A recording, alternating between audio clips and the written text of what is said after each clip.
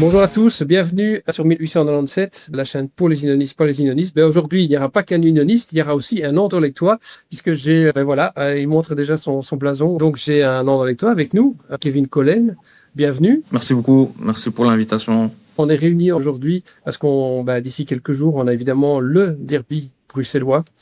On sait ô combien c'est important pour tous les Bruxellois, qu'ils soient jaunes et bleus ou mauvais blanc. Ça reste toujours un moment spécial dans la saison qu'on attend tous. Et l'idée, c'était déjà de faire une préface ensemble pour avoir un peu les deux points de vue du côté unioniste, du côté anderlechtois pour préparer ce derby qui va se dérouler ce dimanche donc au parc du Den. Avant d'entrer dans le vif du sujet, j'avais oublié de préciser, Kevin, tu as aussi une chaîne qui est dédiée au foot, qui s'appelle le 11 de départ. C'est une chaîne généraliste au niveau du foot, donc c'est pas spécialement dédié à Anderlecht, même si toi tu es Anderlechtois.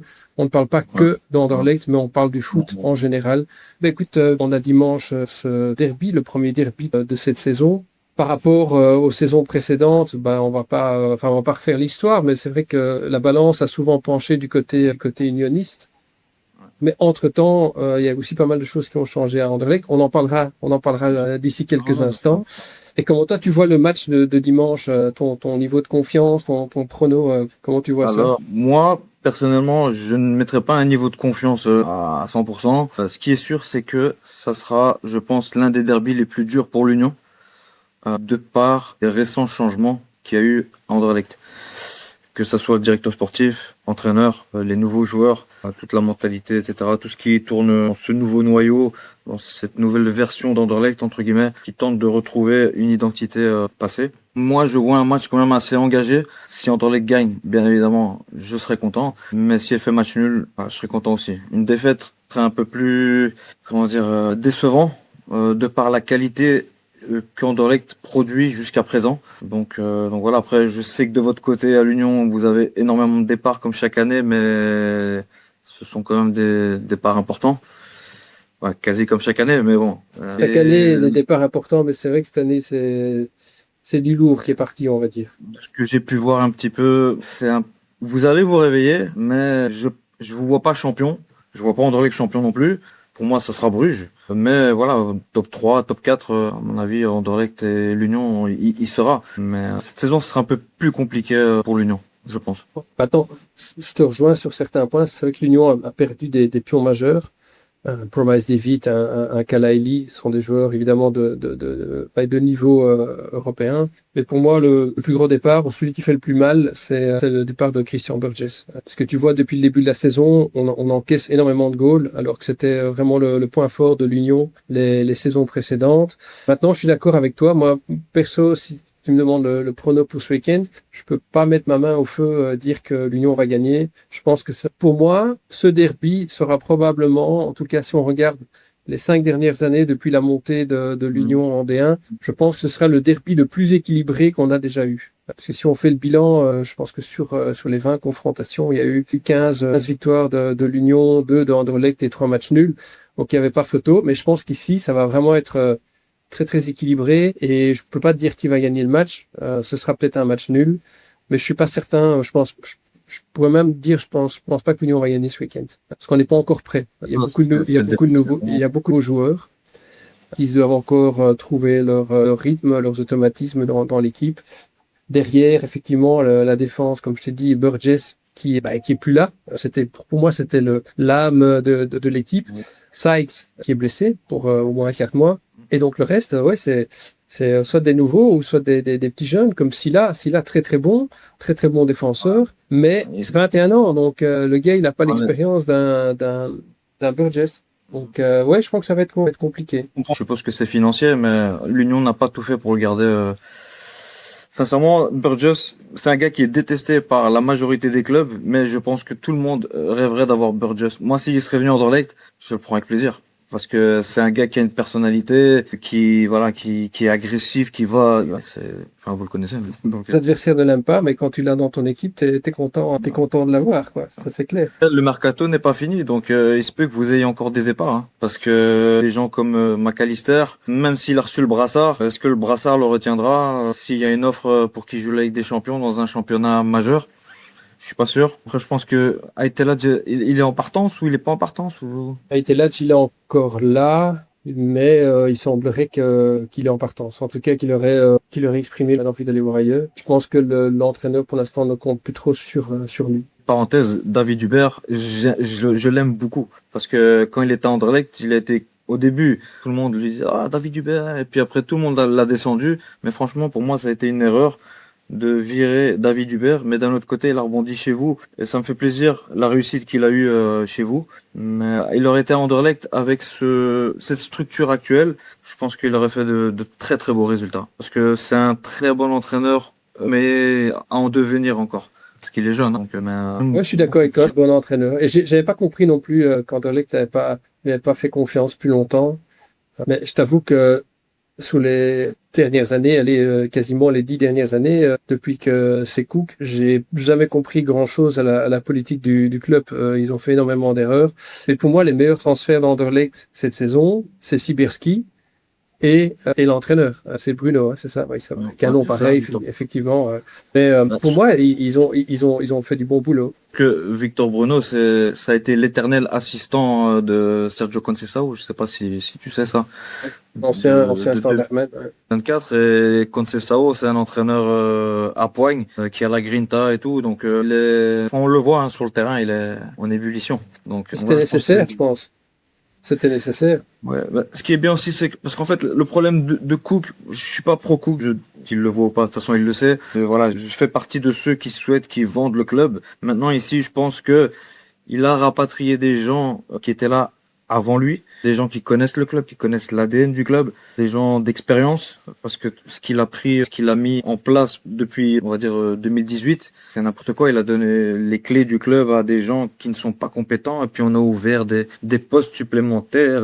Ça sert strictement à rien. Donc là, ici, maintenant, il y a eu un gros nettoyage. On a ramené des anciens, que ce soit pour l'académie, etc. Et franchement, je vois beaucoup de positifs pour en tout cas les 2-3 prochaines années. Parce que c'est dur à dire pour Anderlecht, mais il faut laisser encore un petit peu la chance. En tout cas, faut pas juger directement Sibierski et Bruno quand les résultats ne vont pas aller. Il va falloir être derrière et faire confiance. Alors, ça fait 9 ans qu'on fait confiance, mais voilà, on a fait confiance à des mauvaises personnes. Là, ici, il y a des joueurs, comme j'ai dit, hein, il y a des gens qui sont revenus au club, c'est des gens qui, voilà, qui connaissent comment fonctionne le club, qui savent ce qu'est Anderlecht à l'échelle belge et à l'échelle européenne. Donc voilà, et là, le choix Sibierski est étonnant, mais quand on connaît son parcours de directeur sportif, jeune directeur sportif, parce que c'est pas non plus un Luis Campos, mais son dernier gros passage, enfin son passage marquant, c'était celui à 3, donc de 2024 à cet été, et c'était un club qui était complètement à la dérive,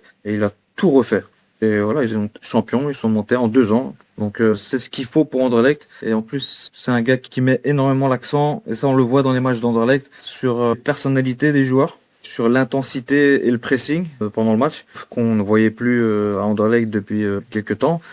Des joueurs qui savent jouer au ballon, pas qui reçoivent le ballon et qui dégagent, donc qui savent, voilà, qui contrôlent, qui regardent, qui se démarquent, le football qu'Anderlecht produisait avant. Il a fait également, c'est le développement des jeunes, il mise beaucoup sur ça. Il a incorporé d'ailleurs 9 jeunes, ils sont pas titulaires, mais ils sont dans l'équipe et ils sont à disposition des futurs. Donc 9 jeunes dans l'équipe, c'est déjà énorme. Après bon, il y a 2-3 joueurs que moi personnellement j'ai déjà vu chez les futurs, j'aime pas trop, mais bon, ils sont encore jeunes, donc ils ont tout le temps. Et alors son recrutement, c'est un recrutement pour faire de la plus-value par la suite. Donc il trouve des bonnes, un peu comme à l'Union, il trouve des bonnes occasions. Et puis, par les prestations sur le terrain, après, voilà, la valeur monte. Le joueur est mis en valeur avec le collectif, etc. Donc, le système de l'Union, en tout cas, a fait ses preuves. Maintenant, moi, c'est ça l'interrogation que j'ai pour l'Union cette saison, c'est est-ce que ce système, cette saison, va montrer la faille qu'il peut avoir? Parce que tu peux pas tomber tout le temps sur des bonnes pioches et réussir comme ça.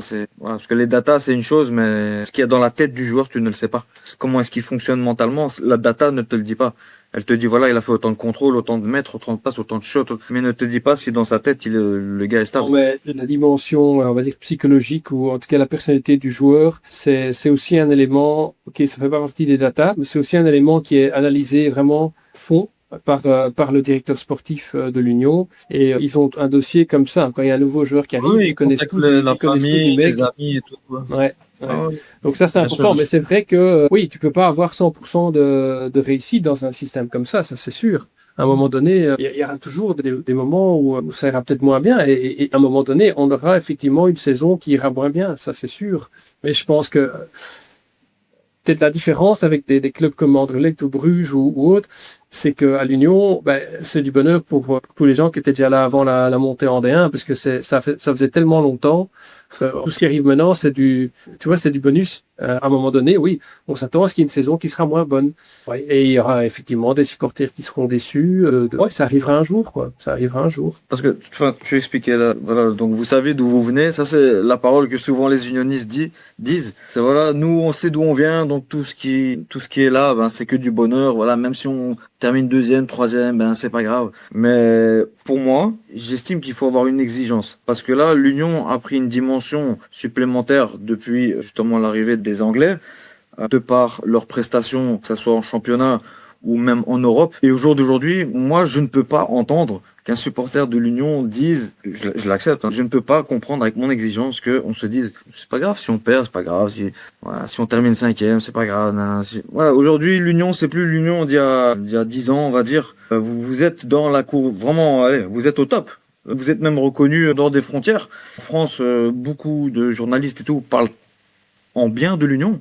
Et l'Union, pour suivre un peu Lens aussi, l'Union est un peu similaire dans leur type de recrutement, etc., dans la mentalité du club, même avec, que ce soit avec les supporters, etc. C'est un peu similaire. Après, Lens, c'est voilà, beaucoup plus grand encore, mais je parle en termes de stade, infrastructure, etc. Mais c'est similaire. C'est vraiment similaire. Et voilà, je pense que faut arrêter de dire, ouais, voilà, on sait d'où on vient. En même temps, c'est logique.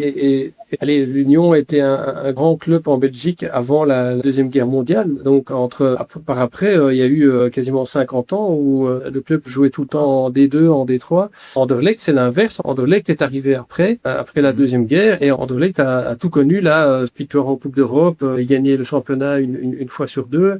Donc, c'est normal et c'est ça que les réactions entre les supporters d'Anderlecht et ceux de l'Union ne sont pas les mêmes, puisque les supporters d'Anderlecht sont plutôt, ils regardent ce qu'ils ont connu encore, ce qu'il y a pas très longtemps finalement.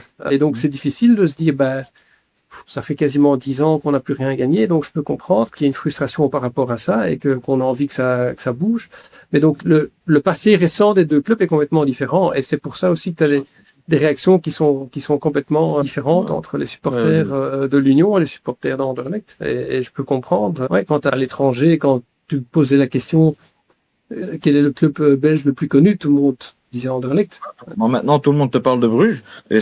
c'est totalement mérité, parce que ce que produit Bruges, que ce soit footballistiquement, Belgique, Europe, ou dans son ensemble, recrutement, revente, rachat, etc. Je vais pas dire 10 ans d'avance sur sur les autres clubs belges, mais ils ont pas mal d'avance sur Anderlecht, l'Union, Standard. Ils ont pris une avance incroyable. Bruges, ça fait un peu mal de le dire, mais ils ont bien travaillé, quoi, ces 10 dernières années.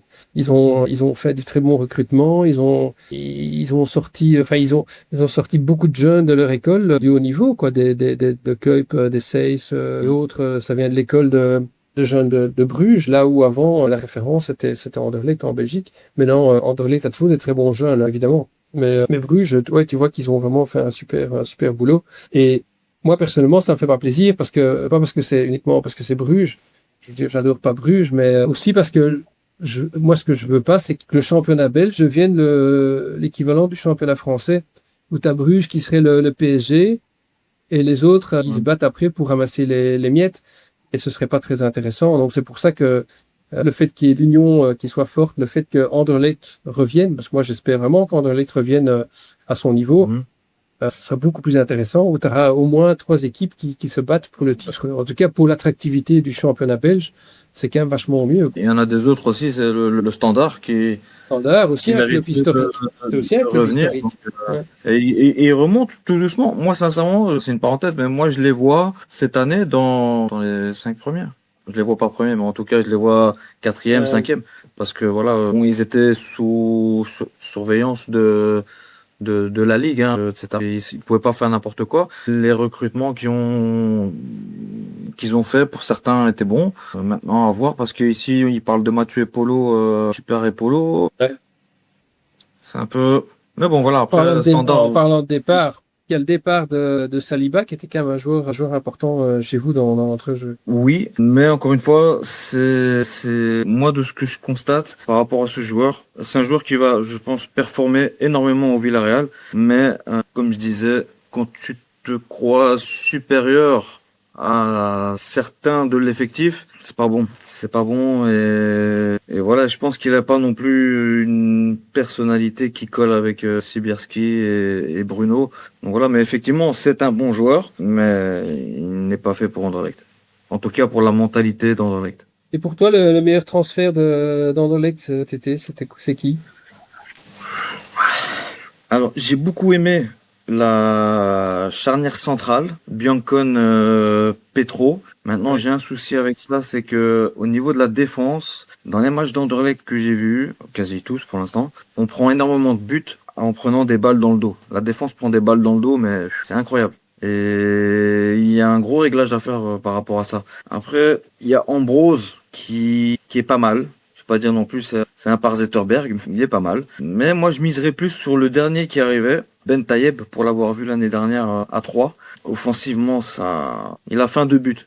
Il a fait un 2 buts. Donc voilà, je pense qu'Anderlecht a besoin de ça, de joueurs qui ont aussi la tête sur les épaules. Parce que les joueurs en partance encore pour Anderlecht, tu as Bertaccini, qui est un bon joueur, mais qui, je pense, quand arrivé à Anderlecht, je pense qu'il n'a pas compris la dimension de son transfert et n'a pas les épaules pour. On le voit, hein, il est très nerveux quand il perd la balle, quand il rate. Alors ça peut être positif comme négatif, mais de son côté, j'ai l'impression que c'est beaucoup plus négatif. D'ailleurs, un jour, je l'avais tagué dans un truc en disant. Je te conseille d'aller voir un coach mental pour toi et pour l'équipe parce que ça va pas. Faut en revenir à le meilleur transfert pour moi. Je mettrais Biancon et Ben Tayeb. J'ai pas encore vu Winkler, tu vois, qui vient du Hertha Berlin. Donc je sais pas encore ce que ça donne. J'ai pas trop suivi quand il était en Allemagne. Donc voilà. Maintenant à voir comment tout ça va, comment est-ce qu'ils vont gérer aussi l'Europe et le championnat avec cet effectif-là. Mais on part sur des bases saines avec des gens qui en veulent. Ouais, ça, je crois que ça, c'est important. Et pour moi, c'est le changement qu'il y a chez vous, qui est à Anderlecht depuis cette saison par rapport aux saisons précédentes. C'est que tu sens qu'il y a vraiment un sérieux. Et dans les transferts, moi, ce qui me frappe, c'est que l'équipe maintenant est bien équilibrée. Les autres saisons, il y avait des secteurs qui étaient pas, où tu avais des joueurs qui avaient été achetés, mais qui ne convenaient pas au système de jeu. Et pour moi, le meilleur exemple, c'est Bertaccini. Bertaccini est un bon attaquant. Mais c'est pas un attaquant pour le système de jeu d'Anderlecht. Anderlecht joue en général en 4-3-3 avec un avant de pointe et des ailiers. Bertaccini, c'est typiquement le mec qui va courir autour d'un deuxième attaquant. À la limite, il avait plus le style pour jouer à l'Union que pour jouer à Anderlecht. Mais par contre, c'est vrai que il a une personnalité, je pense, qui n'aurait pas collé à l'Union. À l'Union, on n'a pas les joueurs qui sont trop individualistes et qui font un peu trop de leur nez pour rester poli dans le vestiaire. À l'Union, on préfère avoir des joueurs qui sont modestes et qui pensent au groupe avant de penser à soi. Collectif. Donc, ouais, style de jeu, il aurait pu jouer à l'Union. Personnalité, je suis pas sûr que ça aurait collé très très bien. Donc, Non, après, ils sont encore aussi sur un milieu de espagnol qui est au Portugal. Ça, c'est en bonne voie. Puis, il n'y a pas beaucoup de renforts défensifs. Et ça, c'est le côté de Sibierski qui veut un jeu vers l'avant, qui colle parfaitement à Anderlecht, qui est de base un jeu très offensif. Donc, il prend énormément des ailiers ou des attaquants. Parce que la saison est longue et ils vont jouer sur 2 tableaux. Ah bon, on va mettre la Coupe de Belgique aussi, donc 3 tableaux. Et en défense, déjà sous l'ère Hubert, un qui m'avait frappé, c'était Ali Mamar, qui cette saison, je pense, a un peu plus de maturité, un peu plus de bouteille entre guillemets, et assez solide dans la défense. Moi, je le préfère à gauche qu'à droite, même si lui, il est formé à droite en tout cas, mais il sait jouer à gauche aussi. Je le préfère à gauche parce que quand il y avait eu cette connexion, donc à l'époque Hubert, il y avait cette connexion Mamar-De Greff, quand De Greff était sur la gauche. Et ça fonctionnait parfaitement. Et je vois que ces 2 joueurs cette saison sont épanouis, ont pris un peu de maturité. De Greff est encore un peu un joueur très nerveux, très impulsif. Donc ça, il faut qu'il travaille. Mais bon, il est encore jeune, donc voilà, on peut lui excuser ça, mais Et si tu si t'étais Sibierski et tu pouvais acheter un joueur de l'Union, tu t'achèterais qui pour jouer à Anderlecht? T'achèterais qui? ce qui vous reste au jour d'aujourd'hui, je te dirais McAllister. Mais si on doit revenir à 22 pas le situer, j'aime bien et par moments j'aime pas. Je sais pas t'expliquer pourquoi. Les saisons précédentes, je t'aurais dit Cameron Puertas. J'aime énormément ce joueur. Quand Thomas est parti, il a pris une place de, je vais pas dire de patron, mais dans le milieu, voilà, c'est bon quoi. On voyait que lui. Et c'est vraiment. D'ailleurs, on en parle à Marseille. Marseille, je pense, j'ai l'impression que Marseille va recruter les anciens de l'Union. Parce qu'on parle de Puertas à Marseille et on parle de Amoura à Marseille. Et Amoura aussi est un profil que j'ai beaucoup aimé à l'Union. T'as eu des Adingra aussi que j'ai beaucoup aimé. Il y a eu Mitoma que j'ai aimé. Ces joueurs, s'ils seraient venus en Anderlecht, on aurait été champion déjà depuis. Moi, c'est un peu ça, je trouve, la différence, c'est que sur cette saison-ci et même la saison passée, on n'a plus des joueurs d'un niveau pareil. Parce que tu cites Amoura, Adingra, Mitoma, enfin, c'est des joueurs qui ont un niveau incroyable. Victor Boniface, Puertas. On n'a plus autant de joueurs de qualité les saisons précédentes. C'était beaucoup plus le collectif qui a joué. Moi, si je devais prendre un joueur d'Anderlecht aujourd'hui pour le faire jouer à l'Union, je pense que je prendrais, parce que je connais pas encore très bien tous les nouveaux là qui sont arrivés, Antman, Brinkler, tout ça, je les ai pas encore vraiment vus jouer, mais de ce que j'ai vu, j'ai déjà regardé quelques matchs. Je pense que je prendrais un défenseur, je prendrais un Biancone qui a l'air quand même solide, et je crois qu'aujourd'hui c'est un peu ce dont on a besoin à l'Union, c'est d'avoir du solide dans la défense. Donc moi je prendrais plutôt un joueur comme ça alors. Bon, on a déjà eu quelques anciens dans l'électoire. Hein. Pour moi, mon favori, ça restait Noah Sadiki. Clairement, j'ai jamais compris comment Anderlecht a lâché un joueur pareil, parce qu'il réussit partout. Regarde, maintenant, il est en Angleterre, il est à Sunderland, il réussit. C'est un joueur vraiment incroyable. Il est incroyable, ce gars. Moi, j'ai oublié, j'aime beaucoup Adam Zorgan, je l'aurais pris. Parce que déjà, Charleroi, ouais. On parle de lui aussi à Marseille. Son passage à Charleroi, j'ai beaucoup aimé. À l'Union, rien à dire, ça a été parfait. Et moi, je pensais que en cas de départ pour l'Union, je parle, en cas de départ de Zorgan, je pensais qu'ils allaient se pencher sur Titraoui, qui était recruté par Lens et dont les Lensois sont très contents, et c'est le même profil. Donc je pensais que l'Union allait se rabattre sur lui, mais bon, je pense que Lens a été beaucoup plus rapide. Peut-être que dans les data, il correspondait pas à ce que l'Union recherche, mais Titraoui, parce qu'on a des joueurs de qualité dans les clubs belges, et c'est ça que je reproche à Anderlecht ces dernières années, c'est d'avoir fait venir des gars d'un peu partout, alors que tu as des joueurs. Allez, avant c'était ça, les meilleurs du championnat dans certaines équipes comme Lokeren et tout. Je parle ça à l'époque. Et ben eux, l'année d'après, t'es Anderlecht. Ouais. C'est comme ça que s'est formé l'Anderlecht qui avait battu Manchester United, etc. Avec les Radzinski qui étaient à Ekeren, avec Kohler qui était à Lokeren. Et ça, il n'y a plus. Ou alors, il y a, mais les joueurs ne correspondent pas. Comme un Bertaccini, comme un Camara qui était bon à Molenbeek, mais à Anderlecht, franchement, ça... Le problème, c'est que Camara, il est tout le temps blessé. C'est même pas qu'il est pas bon, c'est qu'il joue quasiment pas, il est tout le temps blessé. Ouais, après à Molenbeek, il était pas souvent blessé. Bon, après, tu me diras, la Pro League et la D1, c'est pas la même intensité, même si quand même il y a pas mal de bonnes équipes en Challenger Pro League. Mais son passage à Molenbeek était vraiment positif. Et après, quand j'ai entendu qu'il venait en Anderlecht... Bon, ben, on verra dimanche. Ça s'annonce chaud comme match. Je pense qu'il y aura énormément d'intensité, énormément de duels. Parce que ce sera le premier pour Sibierski. Et je pense qu'il veut, déjà avec son travail, il prouve, mais il veut prouver. Il veut récupérer, entre guillemets, comme tous les Anderlechtois, on veut récupérer Bruxelles à nous. C'est à nous. Et là, pour l'instant, Bruxelles, c'est à l'Union.